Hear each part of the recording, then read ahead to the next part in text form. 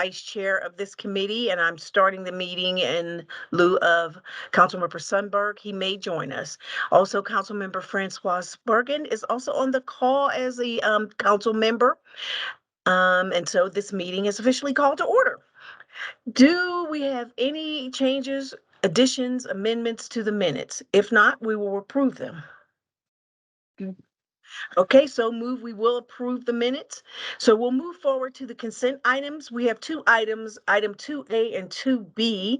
Can we move those forward? Do we have any objection to just moving those forward? Okay, seeing none, we'll move those forward. We'll go on down to item 3, the Metro Water Recovery District Board appointment and reappointment. Greg Baker, Deputy Director of Internal and External Relations. Hi, Greg. Hi, Stephanie. Thank you.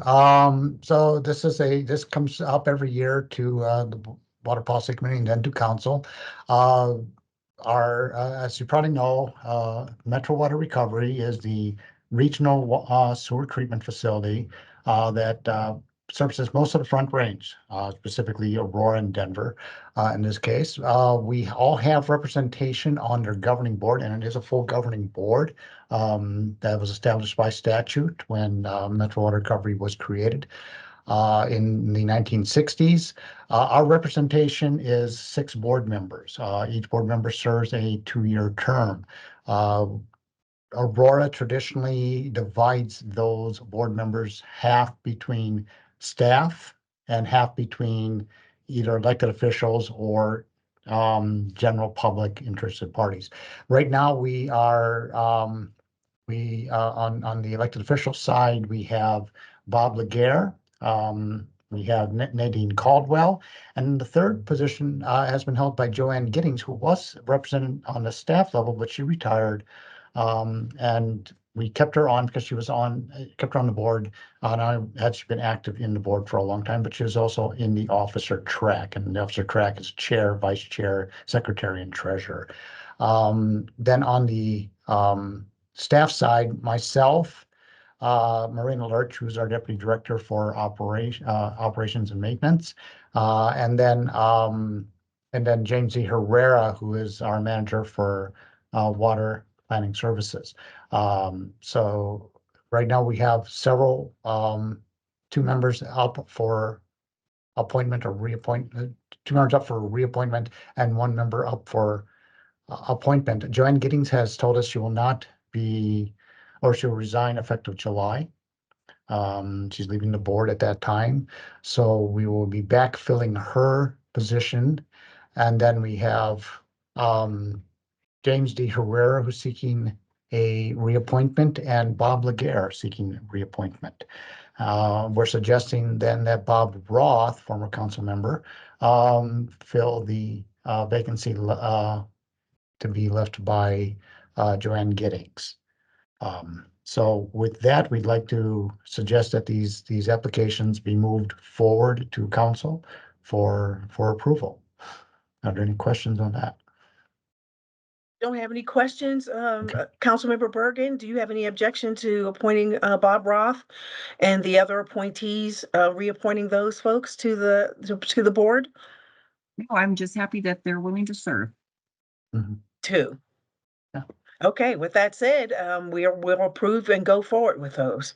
Okay? Okay. Fantastic. So let's move forward to item 4, Aurora Water Technology highlights. Melissa Grove, Business Systems Technology Administrator.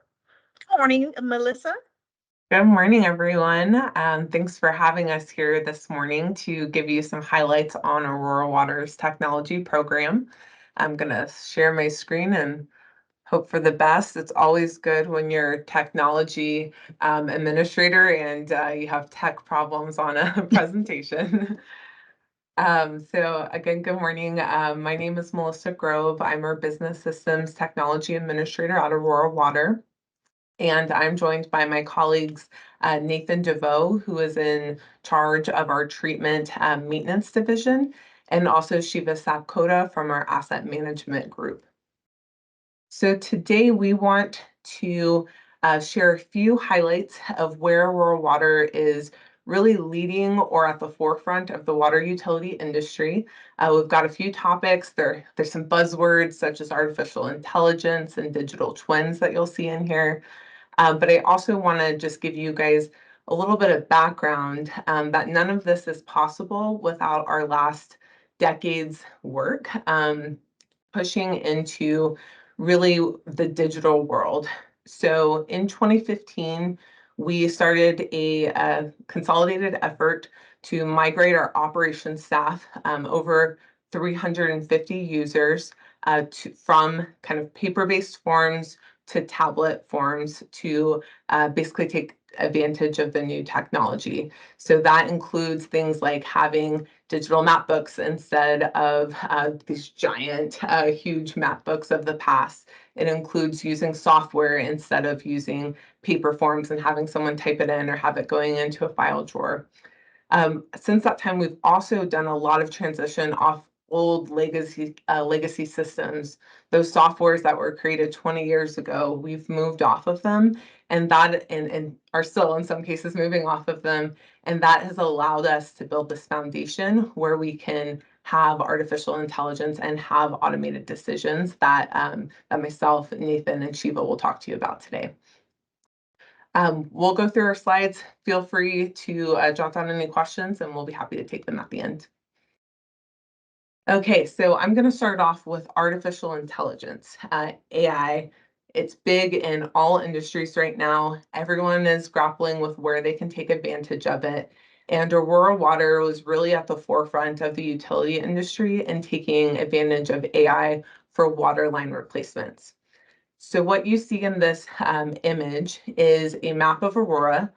Northeast Aurora is quite red, which we would expect. Older pipes are going to break more often. But then you'll also see some hot spots. The red is high density, blue is low density. So you see some red hot spots in areas we wouldn't maybe expect, such as South and East Aurora. And we'll talk about that in a second.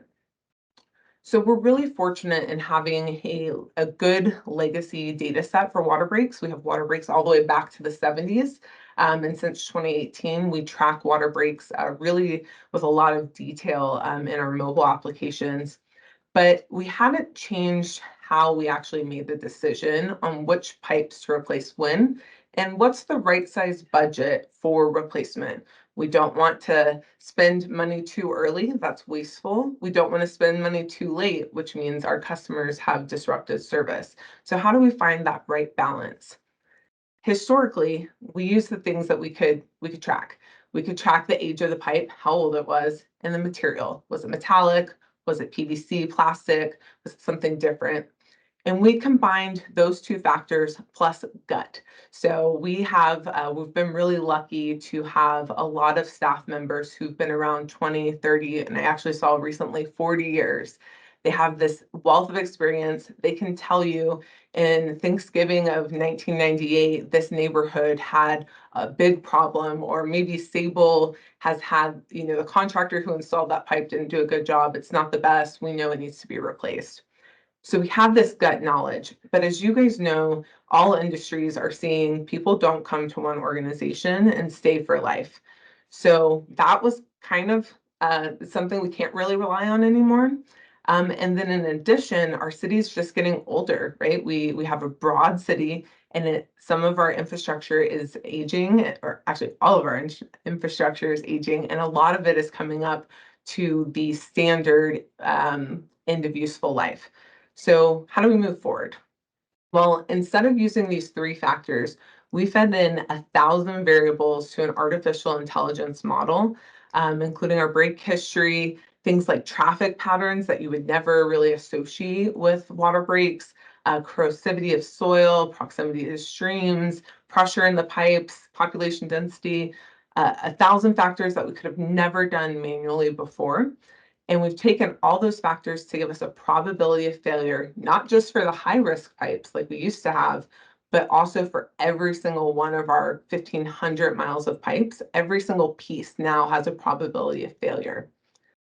What that allowed us to do was cluster the areas where we can get the biggest bang for our buck in replacing pipes and ensure that we have the right size budget to, again, not replace too early, not replace too late.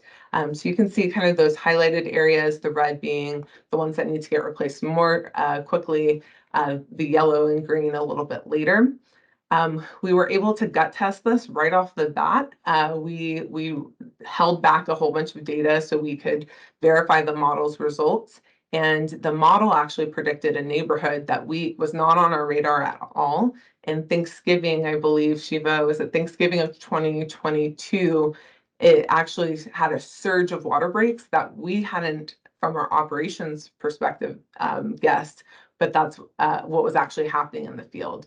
So again, artificial intelligence is really allowing us to be the most effective with our budget. And with that, I'll transition it to a different topic, to Nathan in our treatment group. Thank you, Melissa. So again, my name is Nathan DeVoe. I'm the Senior Maintenance Supervisor for the Treatment Division. And what you're seeing here is a video I put together to explain the treatment digital twin, or what we've been using is the BIM, or Building Information Modeling program, as part of our larger asset management drive in the treatment space. So if you could play that video, Melissa. So what you're seeing is the layers of what we scanned in our pilot program in 2022, which was showing the pipe gallery for the filtration process at the Wemlinger treatment facility. And currently what is being highlighted is one of our high cost assets there, namely it's a backwash pump. But as you can see, the model allows us to look at this asset, and the program gives us different breakdowns and information based on what it is, the discipline that it falls under, etc. So what we can do is we can use this program to click through towards the digital O&M, which is pulling up here. As you can see, we have links within this program to open our documents that provide us the information we need to do maintenance and get technical information on the pieces of equipment that are in our facilities.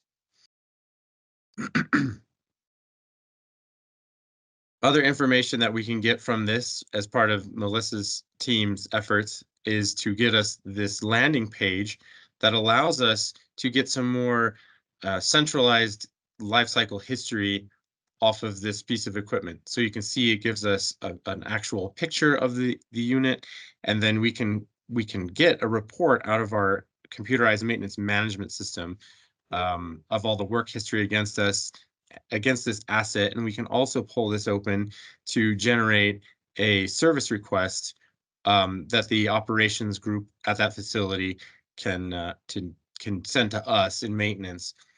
Also, this information is joined with this portion, which is the dashboard that we have for our asset management. And we can look at all kinds of different searchable fields here for disciplines, types, asset classes. And what that does is it gives us a cost view of this particular piece of equipment. And you'll see in the video here, it's going towards this asset that we just identified in the BIM model as it pulls it up here. And what that will tell us is it can tell us the using all the data from the BIM and our asset management plan. We can look at the capital cost of replacement of this pump, but we can also look at its likelihood of failure, the consequence of failure, and basically the business risk exposure score of what this asset is in our treatment plans. Next slide, please. So we've noticed a few early wins with this program and our asset management revamp process, where this BIM gives us essentially a virtual walkthrough of the facility. It allows us to keep knowledge in a space that everyone that is new can access. As Melissa touched on, she said that we were having high turnover and things like that. As the more tenured employees leave, we need that information to be captured in a meaningful way. So this BIM model is literally a virtual treatment plan. We can walk through it, we can manipulate it, we can train to it, we can see where things are so that everyone knows where something is. It provides that one view reliable digital model where anyone can use it. It's cloud-based, so we have it. It's accessible from any computer using the, obviously with the proper security clearance through to that program. And even now, we've seen some great success with it as we have been using contract services to perform work at our facilities. Some of the engineering firms that we keep are asking us to pay for them to do a digital scan because they want it for their design purposes. We've already been able to provide this particular area to them, and we've already seen early savings on one project of $25,000 is what we were asked to pay for them to scan it for their own work. So we were able to say, no, we already have that. Here it is, and we were able to make some savings there. The other thing is with that dashboard that you saw, which showed our CIP costs and our risk exposures, we're able to see long-term where the early money needs to be put towards asset replacement. So we can see what things have a higher risk exposure. So we're able to plan out our maintenance and our long-term replacement efforts earlier. I think that's all I have. So, thank you. Thank you, Melissa and Nathan, and thank you, council members, everybody, for your time this morning. So my name is Shiva Sapkara. I lead our asset management program. This is where everything comes together and we make those asset replacement decisions. As Melissa said, we don't want to invest in our assets too early, not too late. So my job is to figure out what is that optimal time when we need to replace those assets using all the technologies that is available today. So Melissa already talked about the distribution mains, which are some of the smaller diameter pipes. And this is how we manage the larger diameter pipes on both the water and the wastewater system, because we can't just go out there and replace all of these transmission mains because they are large, they run for miles and miles. And if you can imagine, the expense is really high to be able to just replace it. So we need a tool to be able to look at the condition of the pipe and then be able to replace it or just keep monitoring. And this is where condition assessment, high resolution tools come into play. We basically use multiple different forms of this technology, but the two main ones are leak detection, which is what we run on long stretches of pipe, such as our Rampart pipeline, where it's a smart ball that we just release inside through a manway to the water pipe, and it just floats through the water. It just goes through the pipe and it detects leaks. It detects air pockets, and some of these leaks are non-surfacing leaks. That means we didn't see it from the surface, but the leaks are happening and they're just going into the ground. And then because this technology, we have GPS tracker that is running on top that it can map, we know where that leak is, then we can go and do targeted replacement. Operations also does leak detection in-house with different technologies. They're listening in with the microphones, the headphones that they use to listen for leaks. But this is more of a higher resolution tool for that application, so we know where the leaks are. But that technology does not give us the degradation of the pipe. That is where the higher resolution technology, such as what you see on the screen on the left side, it is a robot that has a whole bunch of sensors just all around, ultrasonic sensor, radar sensor. It has got electromagnetic sensor, and some of these tools, we can actually assemble it inside the pipe. So we put it on small pieces, we assemble it, we tether it, then we just let the robot run through the water, and it goes through the pipe and it is scanning the wall of the pipe, and then it is detecting the anomaly within the system. It measures the nominal, which means when the pipe was new, because we know the characteristic of that pipe based on as-built and all the data that we are collecting. And our GIS system is really good, as Melissa said, so we're thankful for that. And we can match with what we are seeing today versus what the pipe used to be when it was brand new, and we can figure out how much the pipe has degraded that way. And this technology is really precise, that it can tell you a pinhole type of a deformation within the pipe at an alarming level of accuracy, where we can go in and see literally where the degradation is. So what we can do is, okay, here is the GPS location of where the degradation is, we can dig there and we will find that corrosion cell being formed there, and we can avoid it before it actually bursts. If you can imagine, a 60-inch, 70-inch pipe breaking is not good for the utility, so we can prevent that by using technology. And we have been able to do that multiple times. We have been able to catch those corrosion cells being formed, we replace it, and we are using a lot of these technologies. It is what we call insurance for not needing to replace such high dollar asset by using a fraction of a cost to actually look at the condition, then make our decision. If it is a good pipe, then we don't have to replace it. We just saved a whole bunch of money. We can go into the next high priority pipes, and we select those candidates based on history, based on all the technology and all the data that we have. So we are asking the pipe to tell us when those pipes need to be replaced, rather than going out there and just using judgment to replace it. We are using data at that point. So that is how we are maintaining the bigger pipelines. We have got a lot of them, about 400 miles of transmission mains that we have in our system, and we are using this technology, and we are planning on revamping this effort and testing out new technologies and making those data-driven decision making. So that's water pipeline. Melissa, if you can go to the next one. So for the wastewater pipeline, it's a slightly different approach, but in that same line with the condition assessment. Historically, we have CCTV trucks where our operators are going out there with robots.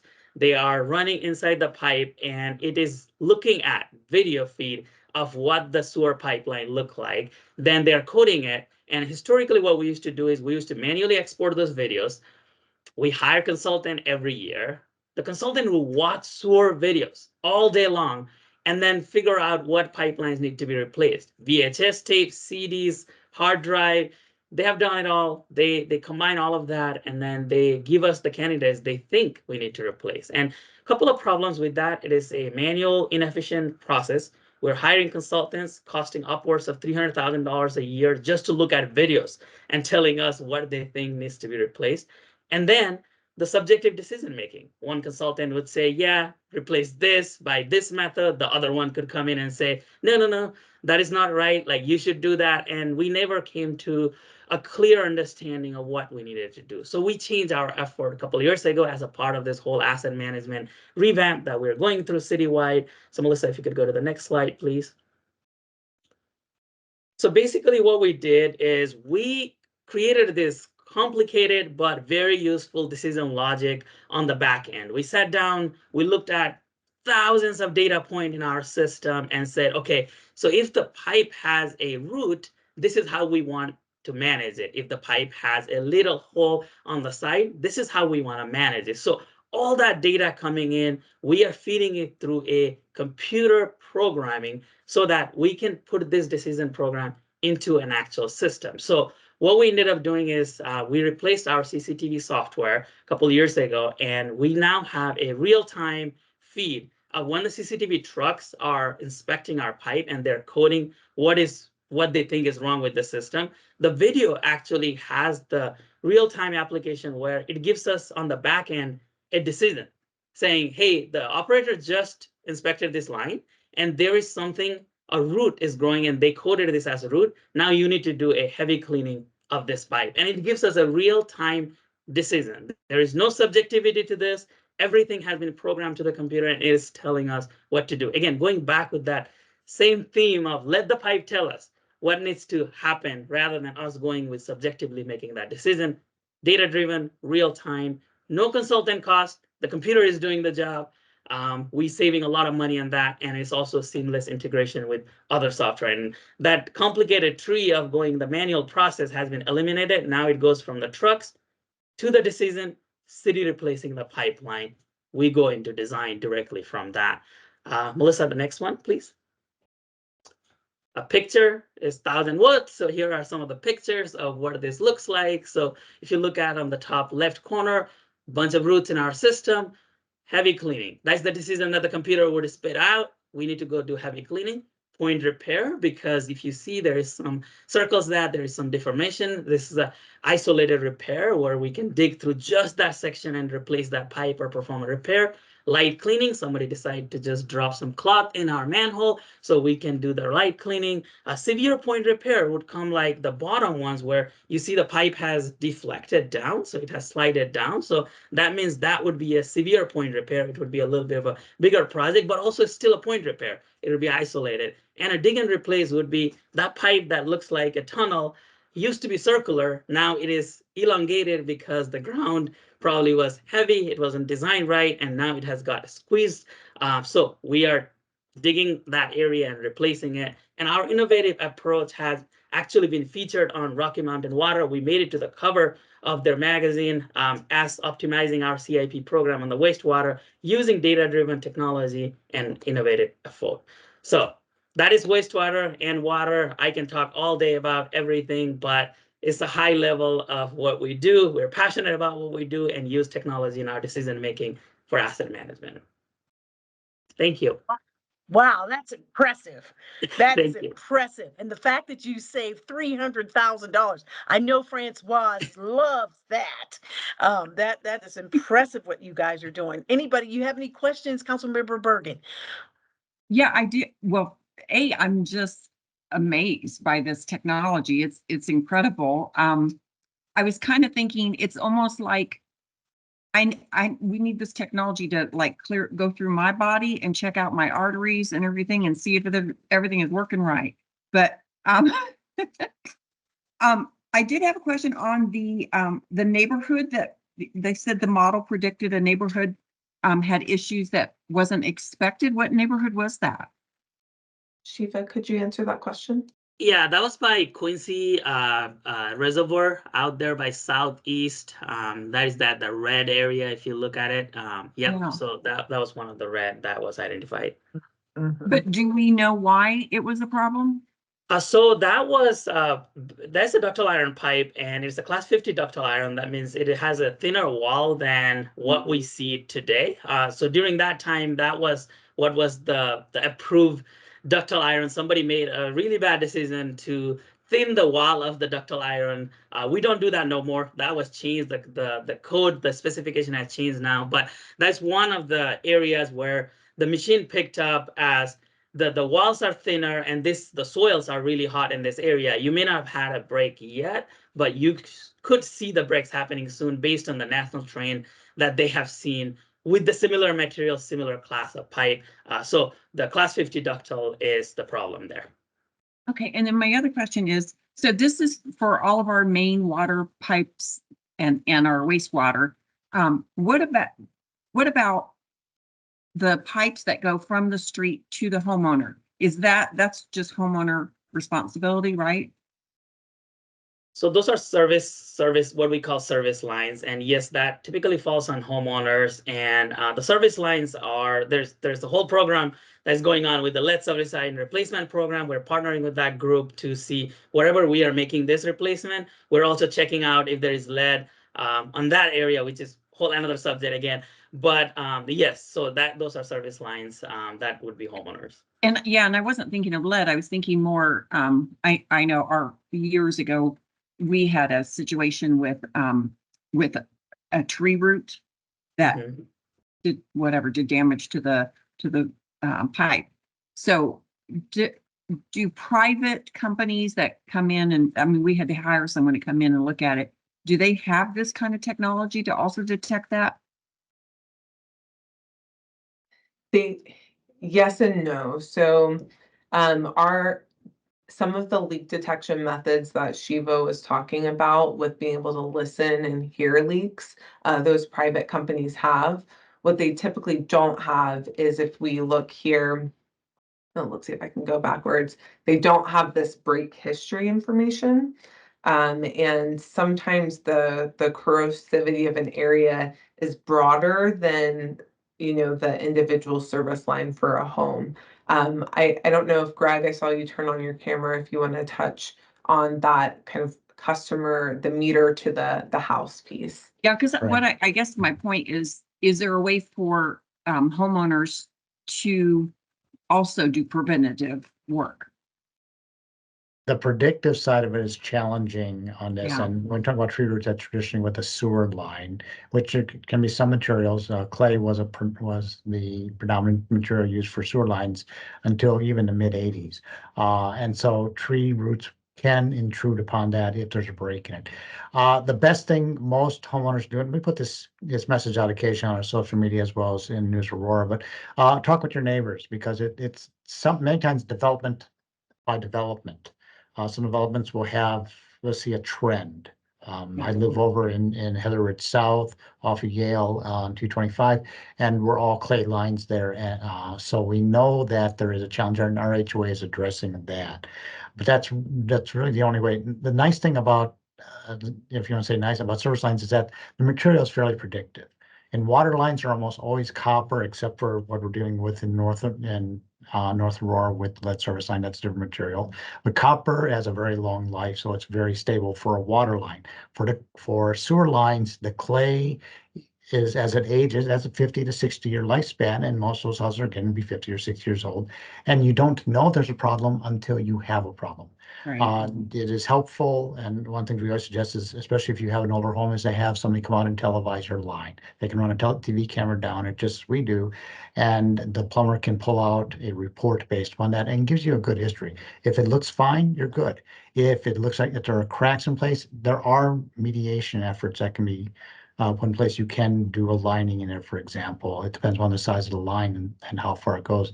Sometimes it shows that it's a critical issue and needs to be addressed. And those are very expensive propositions when that happens. And then just lastly, because congratulations on getting featured in that magazine. Has that been put out on social media? I mean, I'd love to have, our residents know what we're doing and how successful we are. Yeah, that's a great point. Yeah, we really should be doing more outreach, especially when we do these things in our trade magazines, which highlight with our peers. So we should be doing more, and we don't do enough. But that's a good point. We'll focus on that. Yeah. Can we get a copy Some of way that? we can get that. Oh, Yeah. I'll get you digital copies of it. Yeah, easily. Okay. Sorry. And there's also, Greg, I Thank think there's you. an online portion that we can also send links to, so. Right, perfect. and that's what I was going to send. That's what I was going to send them, was because I think getting the physical copy would be challenging now. So okay. Okay, great. Thank you. Well, that was impressive, everything that you're doing. And to Councilmember Bergan's point, it is important that our residents know that too, because all they see is the water bill. And they don't know all the things that go into the service that's provided to our customers, and what that means, and the amount of savings that you have incurred too. That $300,000 is no small thing. So to be able to, telecast that out to everyone, so they know that you're being good fiscal conservatives and good stewards of the resources of the city, as you're, again, servicing the city as well. I think that's really important. And I'd like to be able to share that with my constituents as well. Does that conclude the report then? Yep, that is everything from our side, and we will thank you again for having us today. We'll work with Greg's team and our public relations group to get some of this information out to our citizens and out to you guys as well. Fantastic. That one was more really thing. impressive. Was there one more thing, Councilmember Bergan? What does the robot look like? Which robot? Is it that The long cylindrical thing? let's see. I mean, I know about the ball because I've seen that on water tours. Yes, so that one that you see on the lower left, that is one of the robots that we have used. Ah, okay. So it has got a bunch of sensors just all around, and it is very highly precise to detect anything. Thank you. Yep. We can also provide a question from photo. Huh? Does that fill up the whole pipe? Is the water off when that's going through, or how do you do that? So there's multiple ways. One of the technology, like this specific one, does not swim. So the water has to be shut off, depressurized, so that we can just let the robots pass through, tethered again. It just goes through. But there are other technologies similar, which can swim. So you put it into the system and it just swims with the flow, detecting everything, and we catch it from downstream. We have nets, we have other technologies to be able to catch that when it comes through, but those require an inlet and an outlet. So that is the preparation work we have to do. But there are similar, different types of this same robot that they make. It's super So cool. is this, so there's a ton of great innovative things that go on in the water utility, obviously, and most of the details never probably make it out very far outside of the utility. But this was kind of a result of some of the strategic planning discussions where technology and water was mentioned a couple of times. Would these types of presentations be something that water policy would like to see coming maybe periodically, and you can see some of the great work that staff is doing? We, as you saw today, are leaders in the utility space, water utility space, in a few different ways. And we probably don't do as well as we should communicating all the fantastic things that go on in the utility. So yes, okay. Yes, for me. For me too. Okay. And as I said, when people see the water bill, they're thinking, well, dog, my water bill went up 27%. Well, you know, it's more than just people just collecting money. There's so much going on to ensure that our water is pure, that it's coming from the sources that are accurate, that we're taking care of our infrastructure, all those things that make our city run. I think it's important from an educational perspective for people to understand, and then they can be better stakeholders in understanding how this works and how it impacts them directly. I think it's fantastic. And you guys should toot your own horn, because this is amazing what you're doing. And I think it's great. And people should know. We should know. And education in this case really is power. And I think people will benefit from it greatly. And I would love to have this presentation at a town hall, honestly. We can make that happen. So Me too. Me too. okay, let us Awesome. know when, and we're happy to come. Okay, This thanks. rocks. This rocks. Thank you so much. So let's move on to the fun stuff. WaterWise Day Logistics. Where is Tim York? There you are. I don't know how I'm gonna follow that. I'm always overly impressed when I get to hear Melissa and she guitar. It's interesting though, as you listen, there's actually a tie into water conservation part of it. You know, we're finding some of these big leaks in the system, and they're coming to show us how we all tie back together. But I'm going to talk about WaterWise Day Expo, which Marshall talked about in the last meeting. So this is an update with a little bit more detail. So just a few slides. So a reminder, the WaterWise Day Expo will be on May 18th at the WaterWise Garden, which is at the Municipal Center campus. It's on the northwest corner of Alameda and Chambers. Start about 8:30 in the morning for people to start arriving. We'll have vendors starting to show up hopefully around 7:30 so we can get them ready to go. And it will end at 2 o'clock. We'll still have staff there able to answer questions for residents or anybody who came. After that, as we're cleaning up, the scheduled times 8:30 to 2. Really, the focus is on water efficiency and water-wise landscapes, and it's an education event. There's interaction with vendors, but we're really there to answer questions and provide information to. There will be 5 educational sessions. I have another slide that kind of talks about maybe a little bit more. 3 garden tours hosted by Amanda, who manages our garden. We have currently about 13 of the booths filled. But we have space for a couple more, so we're trying to secure a couple more if we can within the time frame we have. Have giveaways and raffles, so there'll be some giveaways at our conservation booth, some at the environmental education outreach booth, and there's also some raffles that will happen at the end of each of the educational sessions. And food will be provided, so limited quantity. This is our first year doing this, so we're really interested to see, how many people we get. Hopefully, it's a whole bunch. We have worked with the Compass Cafe, so the Elaine's Compass Cafe there at the AMC should be a food vendor. We'll have breakfast for up to about 100 people and lunch for 150, and that is a charge we're covering. So it's free food for the participants that show up. So if you're there, you stop by and get something to eat.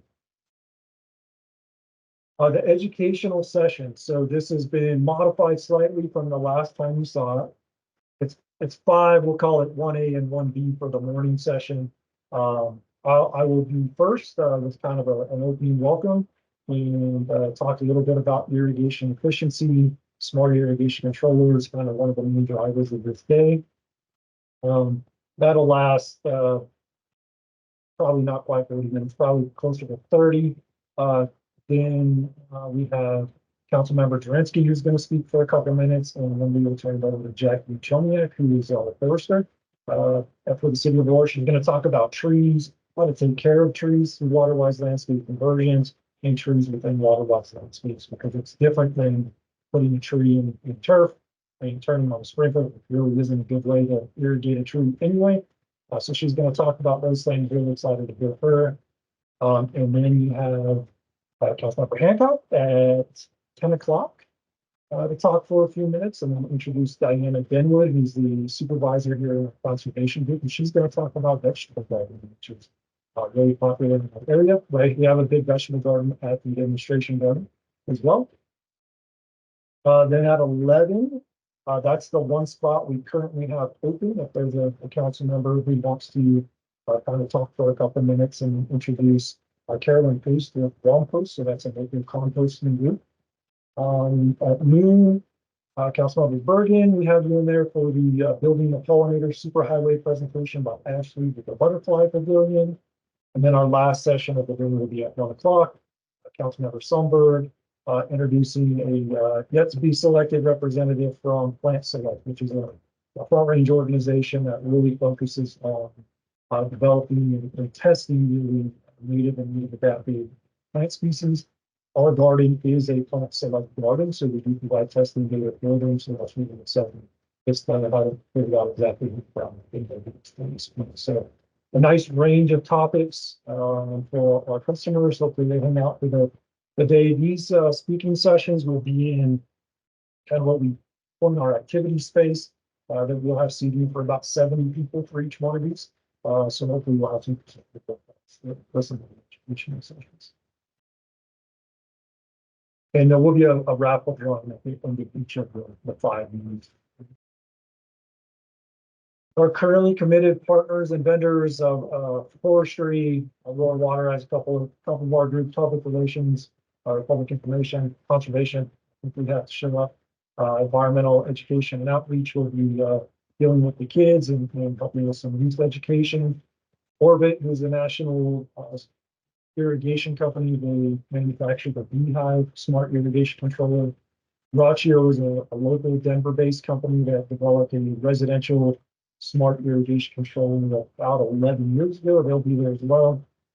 A couple local landscape contractors talk to customers about opportunities for water-wise landscape conversions.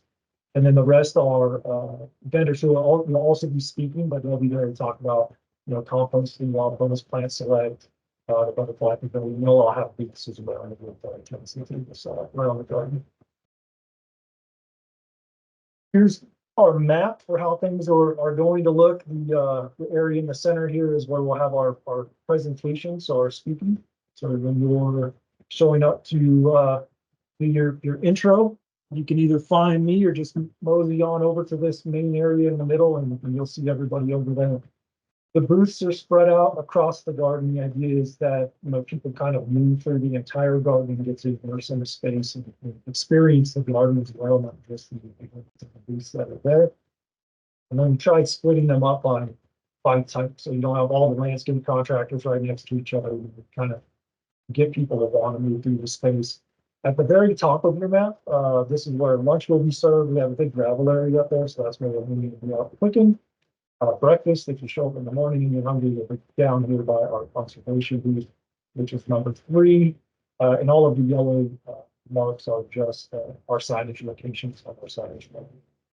This section of the road will be closed. I'll be there very early on Saturday morning to get that set up, and signage so when you come in, you can park in open parking lots. But this will be closed for pedestrian safety, so that we don't have cars driving through this before across. It gives vendors a place to access, gives my team a place to, get rid of trash bags and stuff during the day when people are working. So that will be focused. One big focus of the day is smart irrigation technology. Probably heard me talk about irrigation controllers, I don't know, for the last 5 or 6 years. And the technology is continuing to grow. We're going to have a couple options at the event. So we have a smart irrigation controller rebate where customers currently may have been able to since about 2016 purchase these devices, install them at their home, and apply for a rebate. So we partnered with these 2 companies. Customers will be able to talk to these companies at the event. There'll be some purchase options, not directly purchase and walk away with the controller because the vendors didn't want to show up with pallets of them, which is understandable. They'll have some way they're going to treat it a little bit different on how customers can purchase there or just get information and make a decision later. That's fine too. And then submit their rebate or their receipts through our rebate program. Option 2 is new for this year, and it is a program through a nonprofit in Boulder called Resource Central, formerly Center for Resource Conservation, where we are also subsidizing in a way the installation. So for people who want to buy a controller and get a rebate and install it themselves, they have the normal irrigation rebate controller program. For those who don't feel comfortable installing it themselves or want some assistance programming it, they'll be able to go over to the Resource Central booth area and sign up through their programming, where they will get the controller and somebody from Resource Central will come install it and run through their system so that they can get the appropriate data to set it up for them. So really exciting new program for us. There is a program or an install cost. The controller is covered by Rural Water through that program. The customer, depending on the controller they get, it's $70 to about $85 on their end for the installation. Whereas if they were to go hire a contractor to do this, it probably costs them, we did some cost analysis, $300 to $500. So great option for customers who aren't comfortable installing it themselves or want help programming and conditioning. Really excited to see how it goes. The raffles and drawings, again, staying with that irrigation controller, smart irrigation technology focus. There will be some smart irrigation controllers given away, Waterwise garden kit, gift card for Mix. So there's the 5 sessions, there's top 4. There's 2 of one of the controllers, so that makes up those 5. And then we'll have wildflower seed packets at our conservation tent to give away, as well as indoor water efficiency kits, which our teams assembling as we speak. Here's the traffic plan I mentioned. So we will be closing off this section that's in red. Traffic coming in from our chambers will be diverted into the parking lots, and people come around from the west. They'll be pushed north. But any of the surface lots are open for parking. We just let people drive into all of the street traffic. We do have an inclement weather plan. I'm hoping that it's great, about 70 degrees, sunny, no wind, maybe a few clouds, but it is Colorado and it is Memphis. So we do have a plan just in case, but we have secured the AMC lobby. If we need to move inside, we have council chambers reserved for the presentation sessions.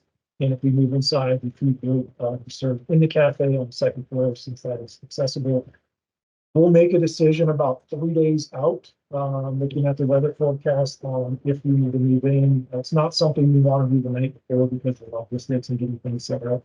So we'll make that decision by end of business on Tuesday. If it's kind of iffy, I may wait till midday Wednesday just to try to do it outside. We really want to do it outside, showcase the day. So if we can't, we will move inside. We'll see if the educational portion is all the same vendors and booths. So all of that will happen. And that is it for me. Member Bergan, any questions? No, I'm excited for it. Me too. This is gonna be a fun day, and I hope we have a lot of turnout. And I'm excited about vegetables, so it's gonna be great. I'm excited about butterflies Butterflies and and bees and bees. And bees. Yes, yes. Well, we That was appreciate you fantastic. guys being excited and willing to come help us out with this. So, I'm gonna try to find butterfly wings or something. okay, Do that. okay. Know where you can get some. Yes, I'm Do very you? excited. I do. Uh-huh. I Okay, do. hook me up. And as an amateur gardener, I'm getting my soil ready to plant.